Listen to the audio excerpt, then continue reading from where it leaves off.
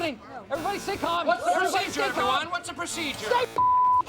We finally know what the battles that are going to be in March of the Machines look like, and I really like this design. This showed up on pressstart.com.au a little bit early, I think. Preview season starts tomorrow, so this might have just been an accidental early release. It looks like, according to the where to find previews of March of the Machines, pressstart.com.au were meant to reveal a card on the 30th, but they've accidentally, maybe just honest mistake, revealed it today.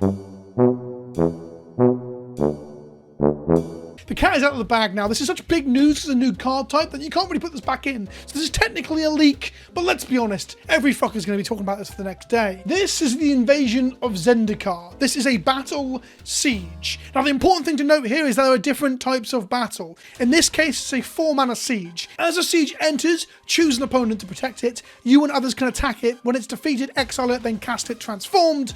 When Invasion of Zendikar enters the battlefield, search your library for up to 2 basic land cards and put them onto the battlefield tapped, then shuffle. So it's a 4-mana, I was about to say enchantment, but it's not an enchantment. Destroy target enchantment effects do not affect this. Keep that in mind, they've decided to not make these enchantments. What this means is that it's a protected card type. There's this old adage that enchantments are the hardest thing to interact with in Magic because there's less cards that destroy them. There are more cards that kill creatures or artifacts than there are enchantments, for example. In the case of Battle being a new card type, similar to how Planeswalker had this for the longest time, it means there's less cards in the game that will interact directly with it, which means cards that destroy target non-land permanent, which this is a permanent that is non-land, or just target permanent, for example, those sort of things will be a more higher premium if battles start to show up regularly in older formats, and Commander and similar. Just something to bear in mind, it's not an issue, it's just a byproduct of introducing a new permanent type for the first time in over a decade. It ETBs and gets you 2 lands, so for an uncommon at 4 mana to ramp you twice, and then give an opponent something to protect that has an upside if you hit it, that's pretty good for an uncommon in my opinion. Once it's defeated, which I assume is you have to hit it for at least 3 damage, as it has a 3 counter down the bottom right hand corner. The website that revealed this didn't explain this bit, because I believe this bit's meant to be revealed prior to us seeing this card. It might be that it has to be hit 3 times by any number of damage, like 3 hits to crack it maybe, but if it works anything like the loyalty of Planeswalkers, which I'm assuming it should, as it looks like loyalty by Planeswalkers in terms of how the box looks and where it's positioned, then it'll be 3 damage. I'm also going to assume you can't target spells at it. I'm going to assume you have to attack it, but again, this is assumptions. When defeated, you get to cast the back end, Awakened Skyclave, a 4/4 with Vigilance and Haste. As long as Awakened Skyclave is on the battlefield, it's a land in addition to its other types, and it taps to add 1 mana of any colour. That, as long as it's on the battlefield bit, I think is weird, because when it goes to graveyard or hand, it will reset back to being the battle that's in play, right? It will be the front half with the mana cost, like all other double-sided cards do. We now know that battles are a sideways, horizontal piece of art, and let's be honest, this art is great. These are Merfolk on Mantis flying in to protect this, this currently docile Skyclave against the invasion of the Phyrexian Realmbreaker tree, and it's smashing what looks like a moon in the background. Does Zendikar have more than 1 moon? Are there ramifications for the destruction of the moon? I need to know. The art looks great, although I would say it feels like it's chopped off a bit by the text box. There's a reminder that we get with all double-sided cards with the 4/4 down the right corner showing you what the creature is in the background, so I'm going to assume that the majority, if not all of the battles, transform into creatures.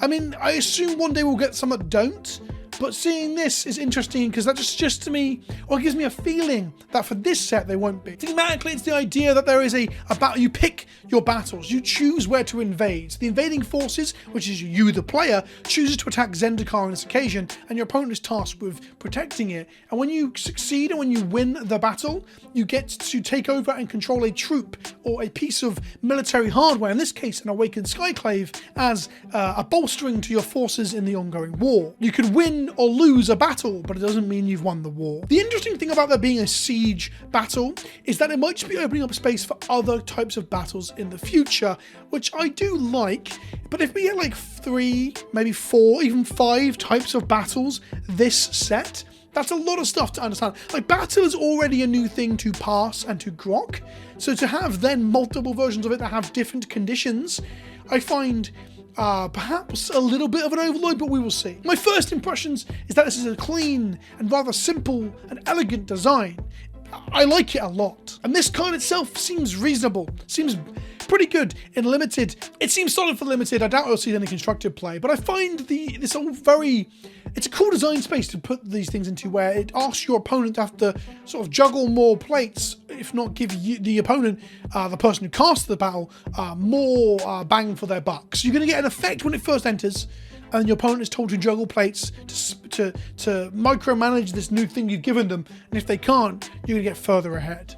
I really like that. The interesting thing to keep in mind is that the back half needs to be cast. So if you cannot cast spells for some reason, you can't cast the Awakened Skyclave. You know, one spell per turn, things like Deafening Silence. Lavinias and Void Mirrors will also fuck it. And if the back halves aren't all creatures, if they are non-creature spells, things like Thalias and Thorns of Amethyst can also disrupt it. There's also going to be interesting situations where you can like win it, get the creature that it transforms into that might have an ETB, depending on how they go about building these out into the rare and the mythic slot, and then you could flicker it with a flicker whisk to reset it to be the invasion again and go all over again. There's so much space for design with this. It's giving me Saga vibes. Perhaps not from a visual standpoint. I think Sagas brought with them a visual storytelling that no other permanent really had at that point. The horizontal scroll of like long ways portrait art is wonderful. Invasions don't quite have that. They have this wider element, which again, I guess gives more space and more real estate for storytelling, for visual storytelling. So maybe some of them will do that and utilize that and will come as beloved as some of the ones like Fall of the Thran and the Phyrexian Scriptures one, and all of the Fable. I'm positive, hugely positive on these, and I look forward to seeing what the rares and the mythics look like. What do you think? Did anyone predict this correctly? If you predicted this correctly, point me towards where you predicted it, because I don't remember seeing anyone predict this. And I think that's actually incredible that they managed to create a new card type that I have not seen across hundreds, if not thousands of comments at this point, Reddit threads and Twitter discussions, where anyone guessed it right. I think that's really cool. In the meantime, if you're looking to pre-order anything from March of the Machines, use the code KENOBI at checkout, or the link in the description below at coolstuffinc.com to get 5% off your order, and I'll see you in the next one. Ta-ta for now.